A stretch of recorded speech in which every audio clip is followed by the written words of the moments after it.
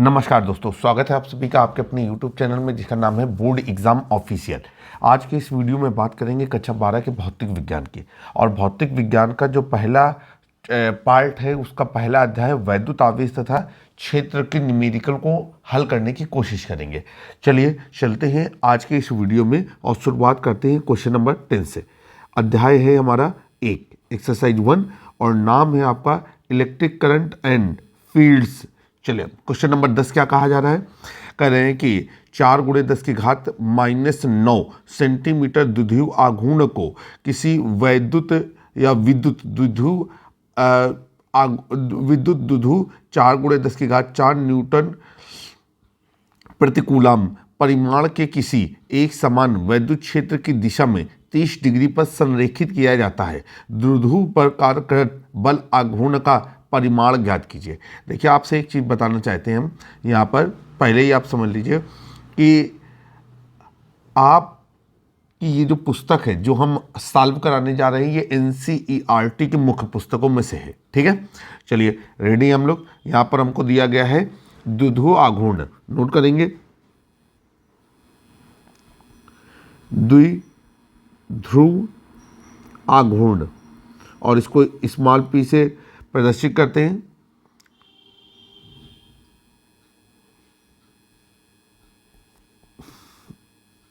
Small p बराबर, अब ये कितना हो गया आपका, ये हो गया आपका 4 × 10 की घात -9 सेंटीमीटर। फिर विद्युत द्विध्रुव आघूर्ण दिया गया है, विद्युत द्विध्रुव दिया गया है, तो नोट करेंगे विद्युत द्विध्रुव और इसे प्रदर्शित करेंगे कैपिटल ई से। ये हो गया आपका 5 × 10 की घात 4 न्यूटन प्रति कूलाम, या इसी को हम ये भी लिख सकते हैं कि न्यूटन कूलाम की पावर -1। और कितने डिग्री के क्षेत्र एक समान विद्युत क्षेत्र की दिशा पर रखा गया है 30 डिग्री के, तो थीटा बराबर हम यहाँ पर नोट डाउन करेंगे वो कितना हो जाएगा आपका 30 डिग्री। अब आगे चलते हैं, आगे है कह रहा है कि द्विध्रुव पर कार्यरत बल आघूर्ण का परिमाण परिकलित कीजिए। तो यहाँ पर लिखेंगे कि बल आघूर्ण, और इसको टाउ या टो बोलते हैं, तो यहाँ पर हम लोग करेंगे बल आघूर्ण tau is equal to question mark.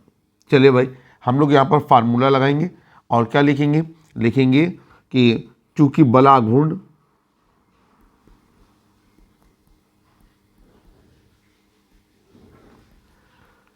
To is equal to, ये हो जाएगा आपका small p e sine theta. ठीक है, आइए वैल्यू रख देते हैं। स्मॉल p का मान दिया गया है 4 × 10 की घात -9, ई का मान दिया गया है हमको 5 × 10 की घात 4 और ये हो गया आपका साइन थीटा, तो साइन 30 डिग्री।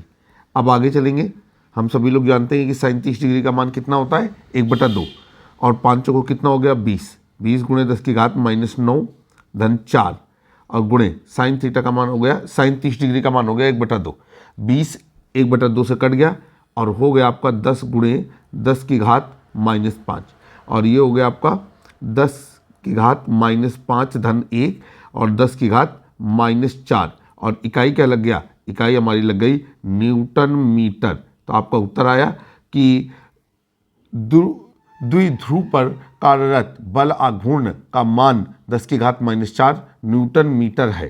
तो ये आपका उत्तर है। आई होप कि आपको उत्तर अच्छा लगा होगा और समझ में भी आया होगा सवाल हल करने का तरीका। चलिए चलते हैं अगले सवाल की ओर। Question number 11।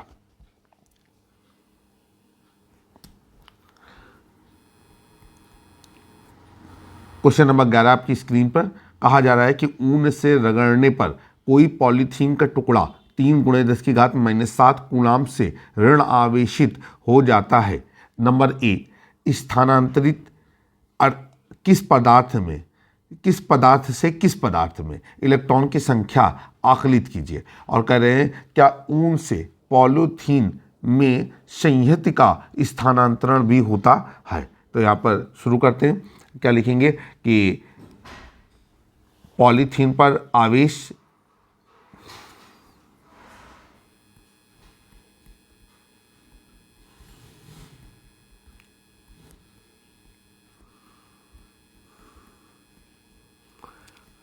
और ये हो जाएगा आपका -3 × 10⁻⁷ और इकाई क्या लगा देंगे कूलाम। और यहाँ पर 1 इलेक्ट्रॉन पर कुल आवेश वो नोट डाउन करेंगे, तो 1 इलेक्ट्रॉन पर आवेश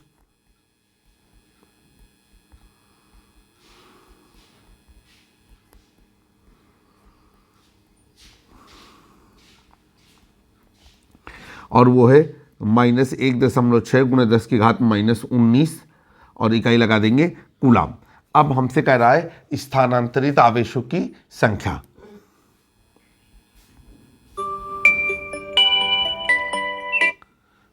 स्थानांतरित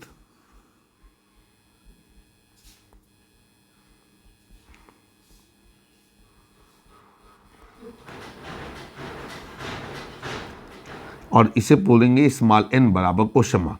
चलिए भाई देखिए, हम जानते हैं कहा जा रहा है कि ऊन से रगड़ने पर पॉलीथीन का टुकड़ा, तो जब ऊन से पॉलीथीन को टुकड़े को रगड़ते हैं तो पॉलीथीन के टुकड़े पर ऋण आवेश आ जाता है, अतः इलेक्ट्रॉन ऊन से कहाँ पहुँचेंगे, पॉलीथीन के टुकड़े पर स्थानांतरित हो जाएंगे। यह आप लोग अच्छी तरीके से जानते हैं, ठीक है। अब यहाँ पर हम लोग लिखेंगे चूंकि आवेश Q बराबर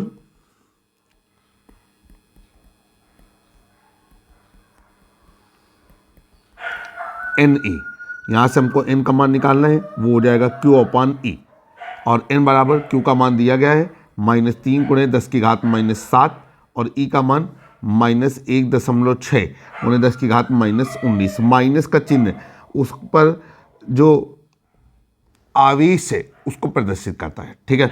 अब माइनस से माइनस कैंसिल हो जाएगा और जब 3 में 1.6 का भाग देंगे तो फाइनली आपको उत्तर हमारा मिलेगा, हमने हल करके देखा, वो 1.875 × 10⁻12। और जब हम इसको और गौर से देखते हैं आंसर शीट पे तो ये हमें नहीं मिलता, इसको सार्थक अंक और कोटिमान का इस्तेमाल करके कर दिया गया है 2 × 10⁻12 और इकाई क्या लिखेंगे इलेक्ट्रॉन।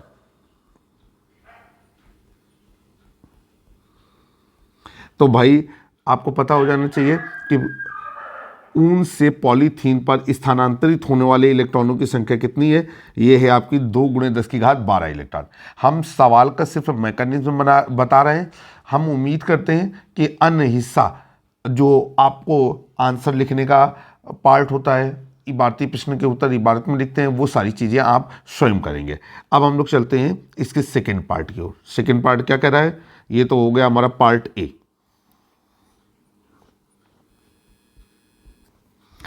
पार्ट बी की बात करेंगे तो पार्ट बी पे चलेंगे। तो पार्ट बी में हमसे क्या पूछ रहा है, हमसे ये पूछ रहा है कि आप ये बताइए कि क्या ऊन से पॉलीथीन में संहति का भी स्थानांतरण होता है।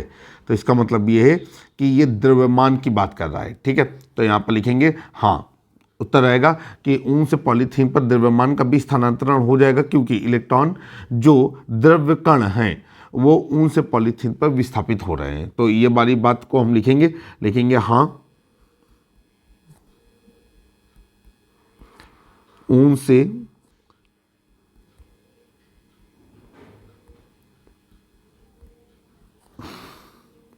पॉलीथीन पर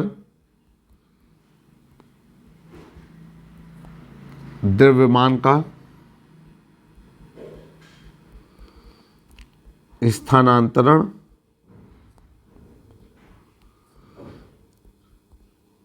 होता है, क्योंकि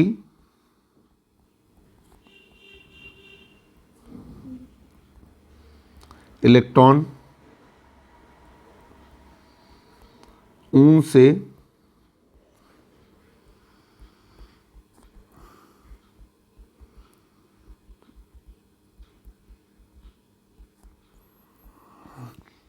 पॉलीथीन पर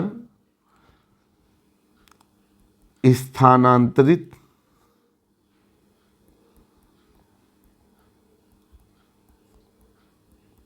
हो जाते हैं। अब हम लोग लिखेंगे कि चूंकि एक इलेक्ट्रॉन पर द्रव्यमान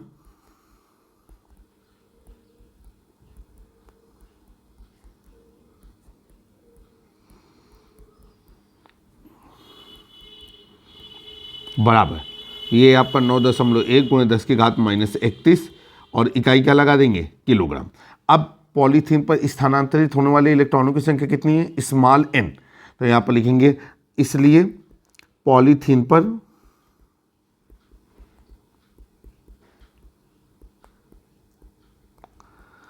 स्थानांतरित कुल द्रव्यमान, और हमने इसको कैपिटल M मान लिया, और ये एक इलेक्ट्रॉन पर द्रव्यमान को ये जो है हमने आपका Me मान लिया। सफिक्स में E लगा हुआ है, वो बता रहा है कि मास ऑफ इलेक्ट्रॉन। आगे चलेंगे, ये हो जाएगा आपका स्मॉल n, ये नंबर ऑफ इलेक्ट्रॉन जो स्थानांतरित हो रहे हैं, इनटू ये हो जाएगा आपका Me।